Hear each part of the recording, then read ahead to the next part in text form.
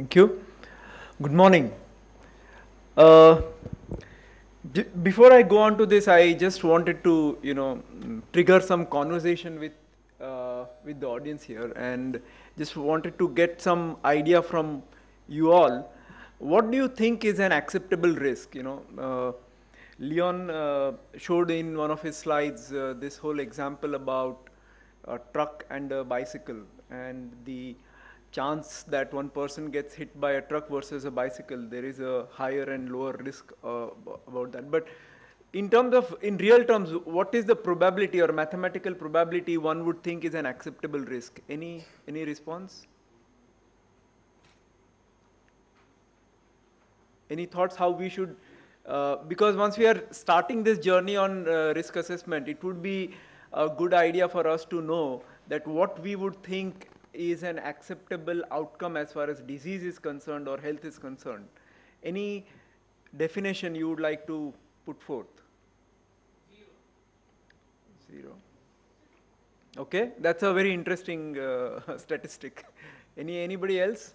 As long as it doesn't cause an effect that which we define as, or say, a morbidity or a mortality, Yeah. then I suppose you can still use it I mean, if we were to relate risks relating to life across all the different scenarios that a human would come across, let's say that one is traveling by plane, and there is a certain probability of so many in so many million that that plane would crash, for example, yeah, versus one is traveling by train, and or one is taking a car, or many other such things, climbing a stair, falls, etc.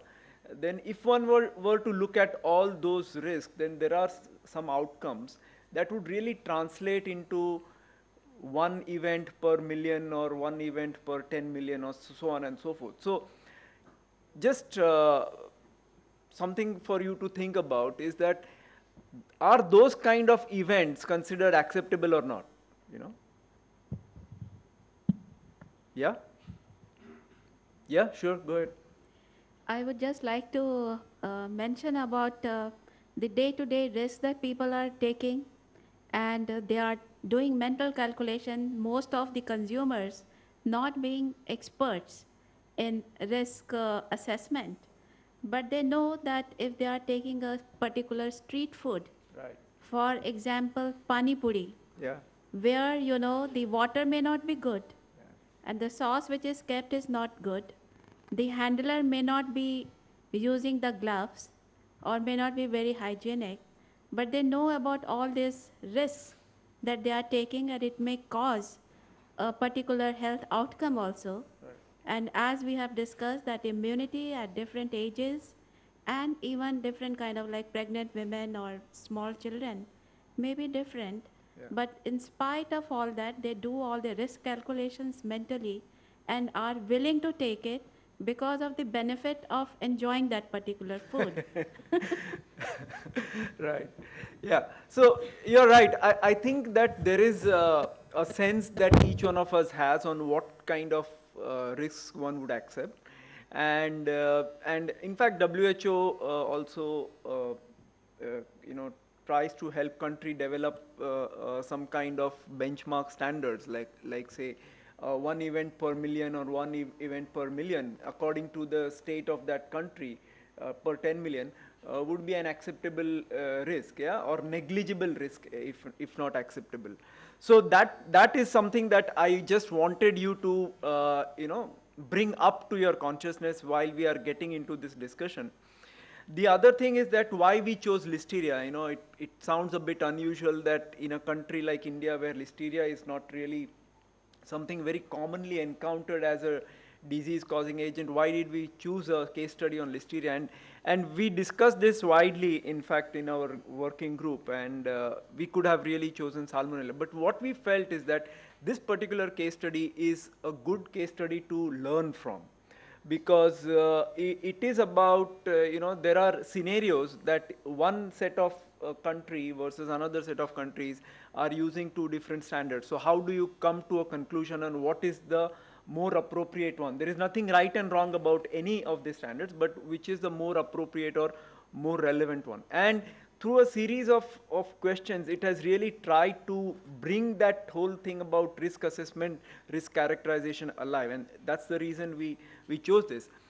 In fact, just referring to Kiran's talk on this thing, perhaps, and Leon also put forth lots of risk assessments already available on different organisms. And Kiran pointed out this whole issue on sweetmeats causing food poisoning. Perhaps if we were to learn from this and as a long-term plan develop some suitable risk assessments within India for foods relevant to India, it would be a good step forward. Yeah. So with that, I will start. Another submission I have to make is that this is a 50-slide presentation, which cannot be completed in the given time, and I have already consumed 5 minutes of that.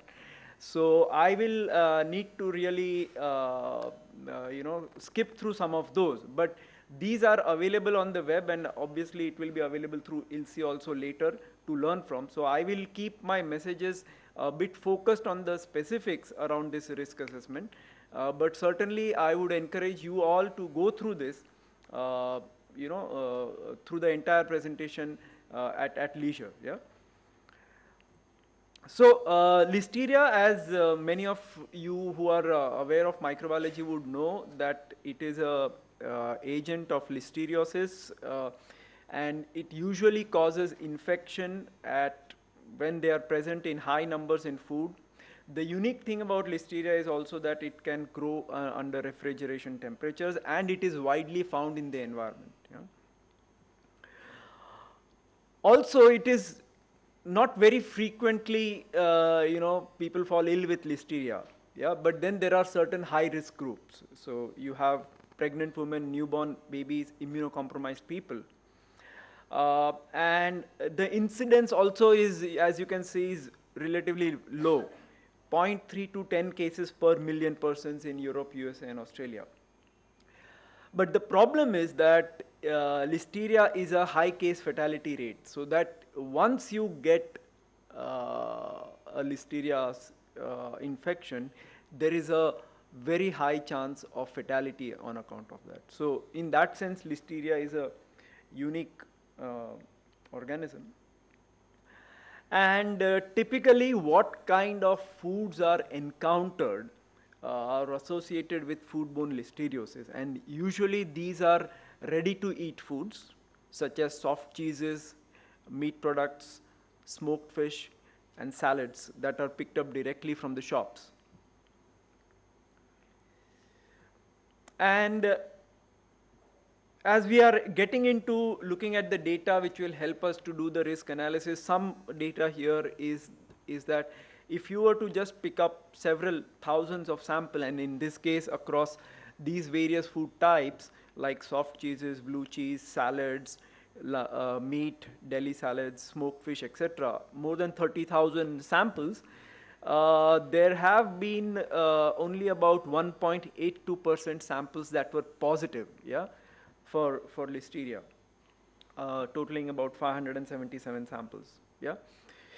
The further, if you were to look at another set of data, now this is from various foods from Germany in the 90s.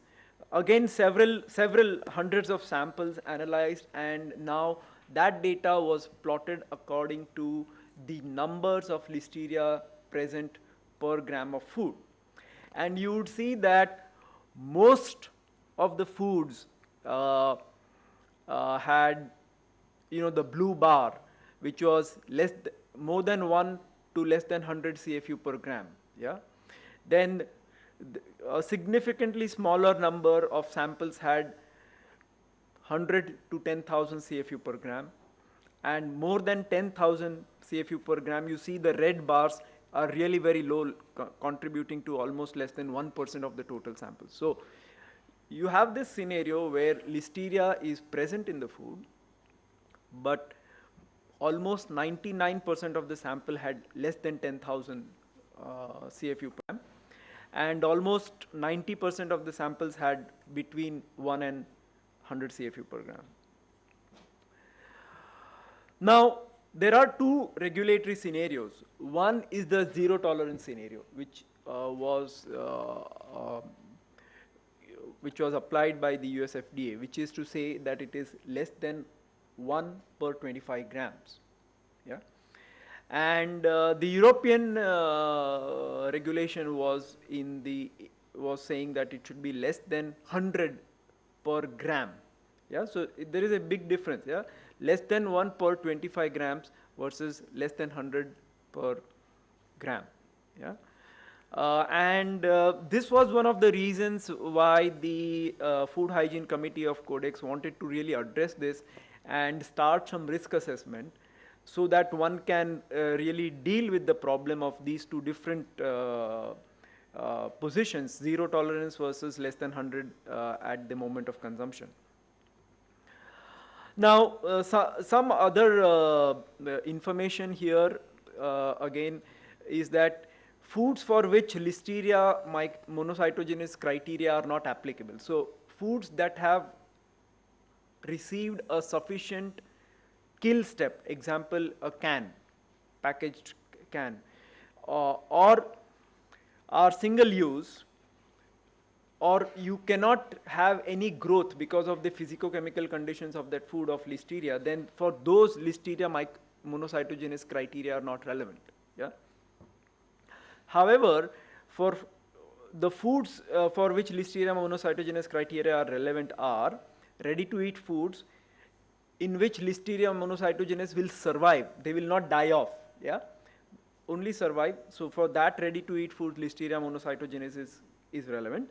And also those ready to eat foods in which Listeria monocytogenes not only survive but also grow. So these are the two categories of foods for which Listeria monocytogenes is relevant.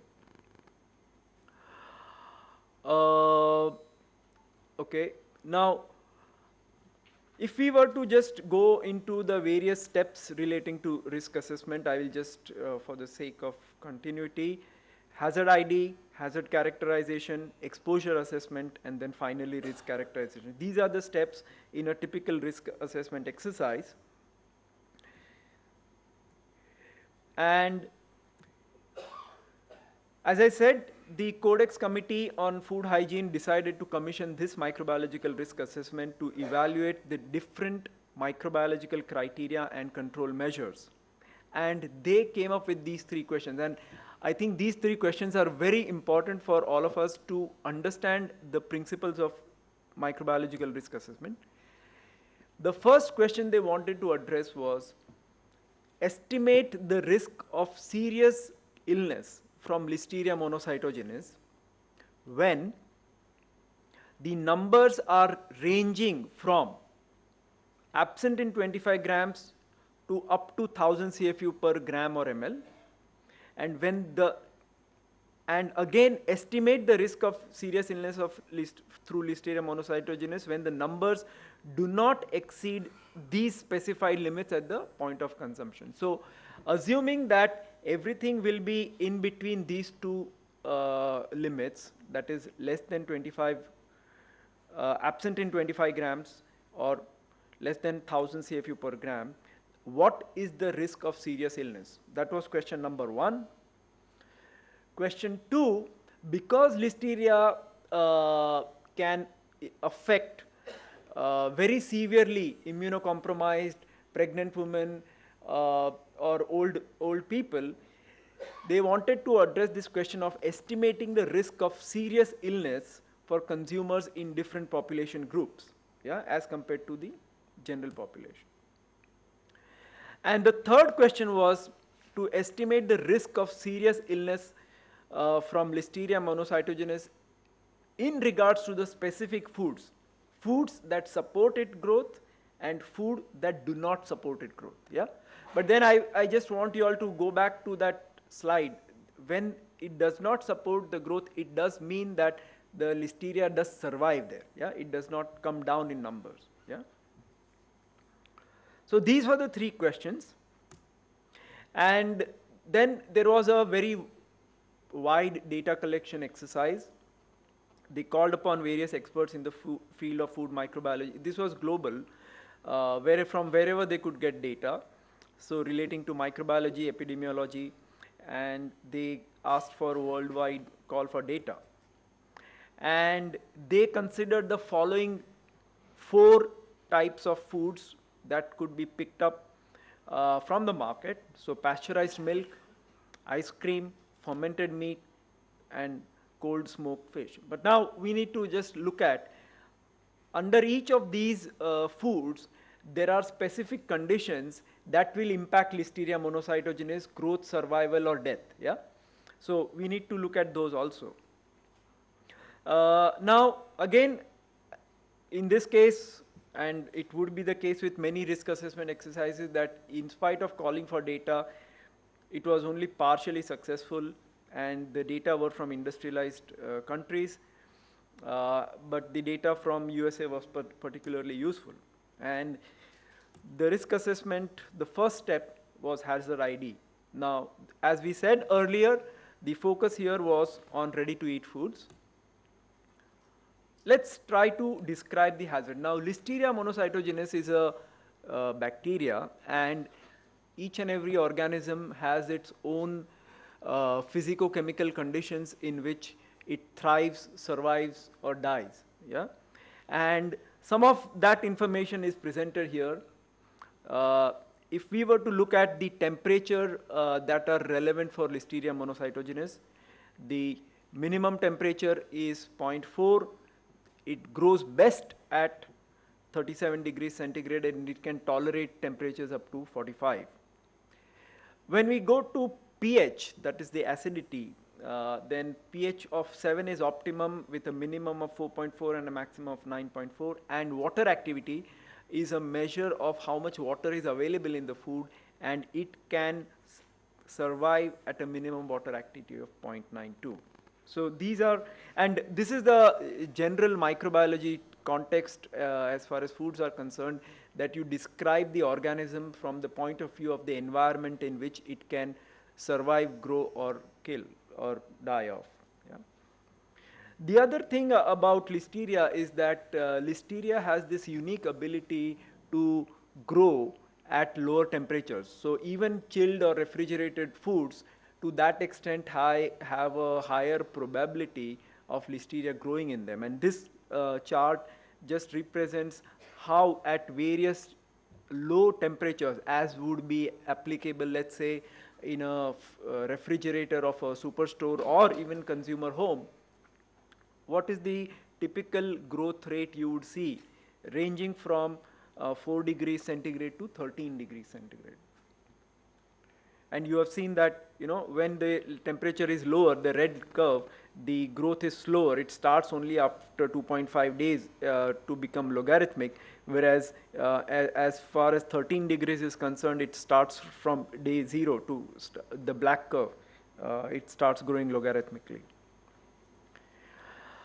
Also, there is some thing around the persistence in factory environments. But basically, the point of this slide is to say that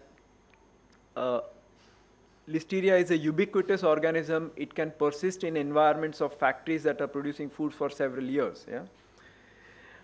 Okay, so this was the background information about the food environment, about the organism where it grows, pH, temperature, water activity, etc. Coming to the severity of the hazard. Yeah, and it is very well known that very young people, YOPI is what Kiran said. Yeah. Young, old, pregnant, and immunocompromised people are particularly susceptible.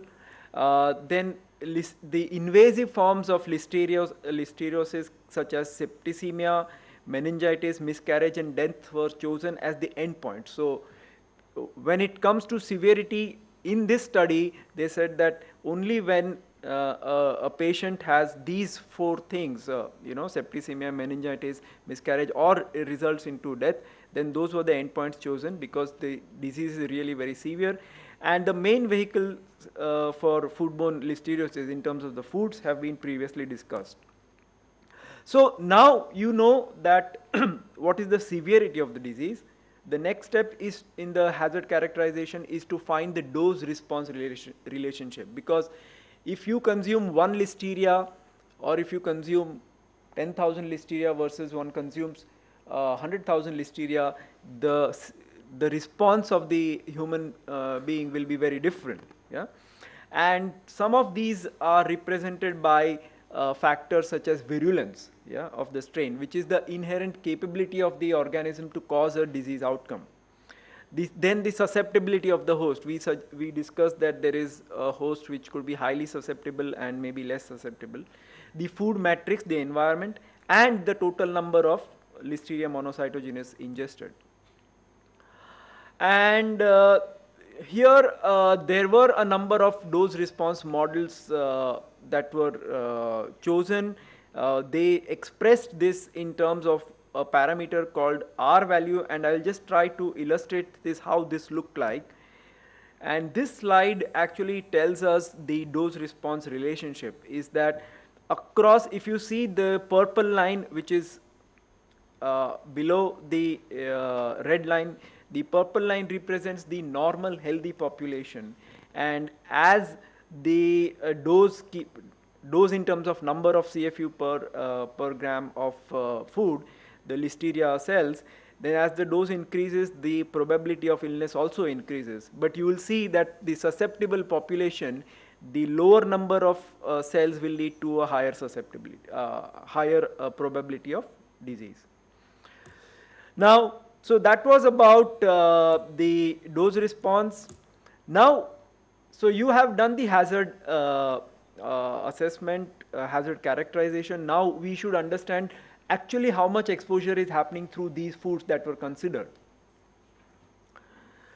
Now, in this exposure assessments, we had chosen these 4 foods, yeah, milk, ice cream, fermented meat, and cold smoked fish. Yeah, so if you look at milk, then what happens with, as far as milk is concerned? Milk is pasteurized to begin with, yeah, but it may have low numbers of Listeria monocytogenes survivors.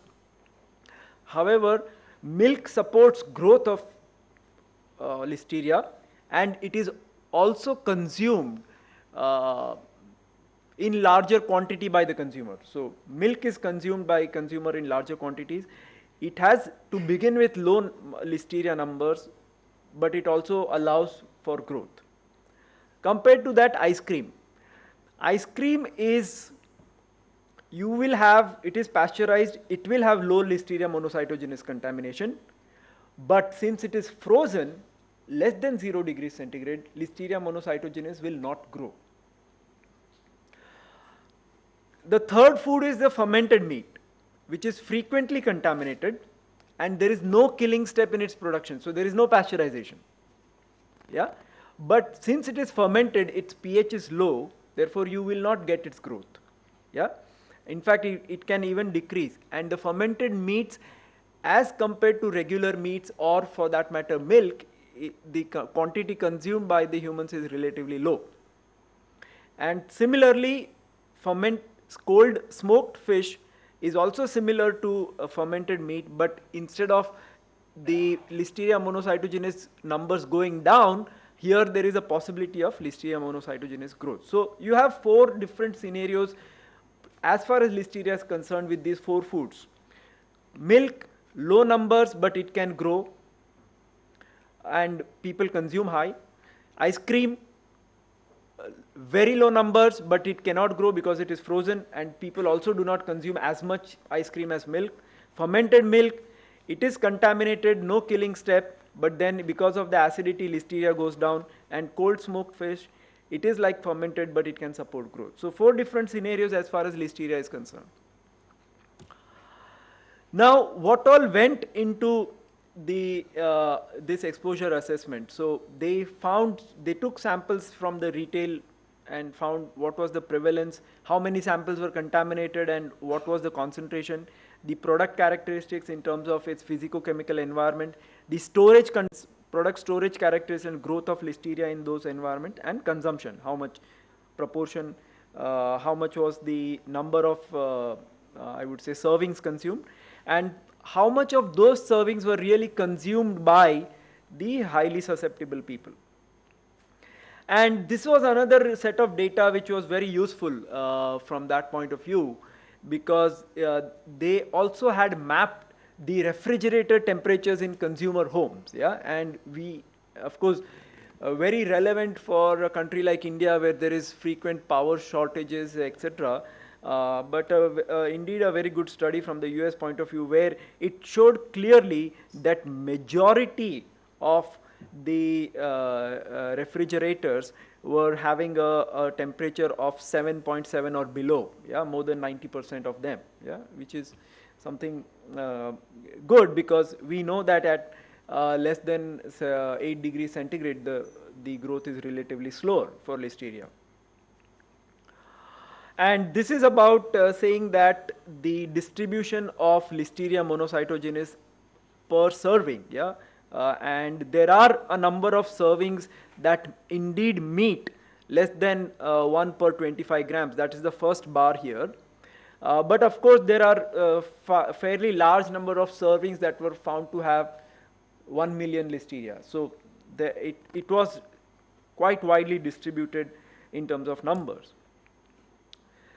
So now we come to the risk characterization, where the dose response models and the exposure data was used, and the risk per million servings of healthy and susceptible population was estimated, and from this the number of illness per 10 million people. Yeah, and I just would like to go back to the initial discussion about how much is an acceptable risk, and something which can be expressed across million or 10 million people is considered in that sense acceptable or negligible. Yeah, so this is what happened. Yeah, the two data points here was the mean listeriosis per 10 million people and mean listeriosis per million servings. Yeah, and we find that if it was about milk, then milk consumption would have resulted in about 9.1 Listeria cases per year out of every 10 million people.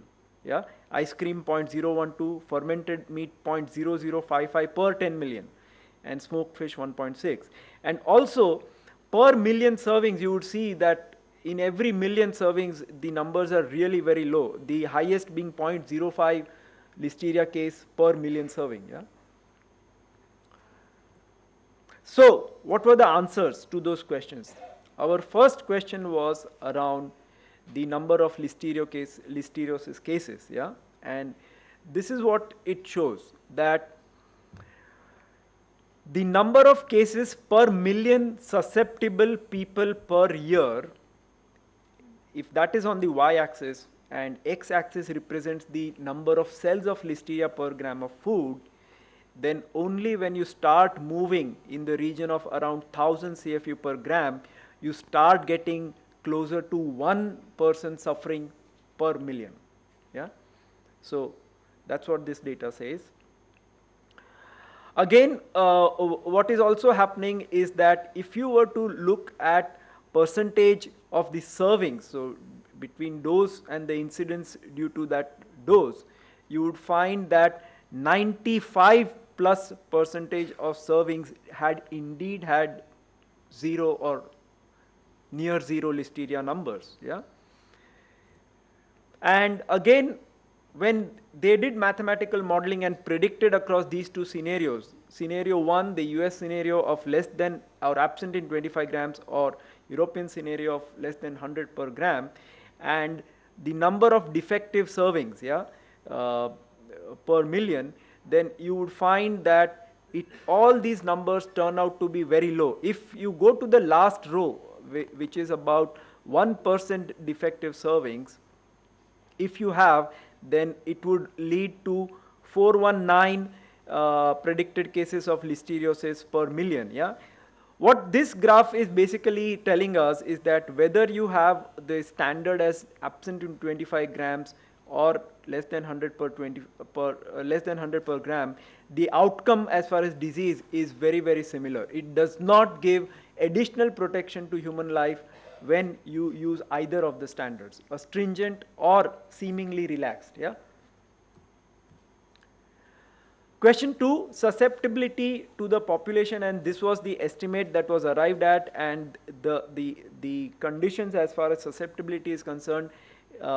If one would look at the last row here, less than 65-year-old healthy person, and if one were to use a arbitrary number 1 to indicate that individual's relative susceptibility is 1, then a 65-year-old person will have 7.5 times the susceptibility, so on and so forth. So that a person who has received an organ transplant, he is also very susceptible, and he is about 2500 times higher susceptibility. But if you now look at again the R values, or the probability that he or she would fall ill by consuming any product that might contain Listeria at one of those two standards, yeah, less than 100 per gram or absent in 25 grams, the probability of illness to the most susceptible person is 1.4 into 10 raised to minus 10, which is very, very, very low probability. And finally, on the third question, the answer was that the potential of growth of Listeria monocytogenes strongly influences the risk of contracting listeriosis. So higher the chance of Listeria monocytogenes growing in the food, that has higher probability of resulting in a disease. The extent to which that happens is depending on the characteristic food storage conditions and duration of the storage, and the increase in risk could be between 100 and 1000. So what it is basically trying to say is that of those things, milk was perhaps the high risk category, because it not only had low numbers, but it also allowed growth, whereas ice cream, or for that matter the fermented meat, both these were of lower risk, because either they did not allow growth or the Listeria numbers in fact decreased. Just those limitations and caveats. No MRA is complete without listing of uncertainties and variabilities, assumptions, and these were the limitations, the uncertainties. The reality was simplified, quantitative data were limited and restricted to European foods, and the prevalence and number of data came from many different sources. So there could be analytical differences, methodological differences, etc. And the consumption characteristics came mainly from the US and Canada, and the dose response curves used in some of those calculations was for the susceptible populations, and because it was focused on susceptible populations, the risk to the general population could have been overestimated. That was one of the limitations. So finally, estimating the risk can be very useful for risk managers in their decision making. Now, if you were to just think about what this told, is that it was to be understood from this thing. The conclusion was that, okay, the European criteria of less than 100 per gram was not in fact leading to any enhanced risk as far as disease outcome was concerned. That was a decision they could make because of looking at the data.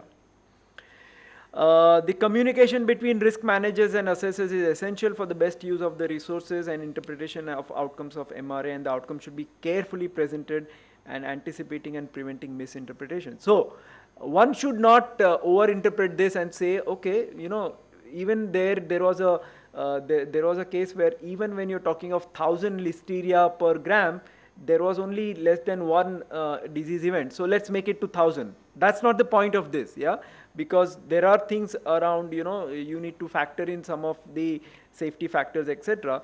So one should not overinterpret the data that gets presented here. But in the context of the two questions asked, whether this or that, it was enough to make decisions.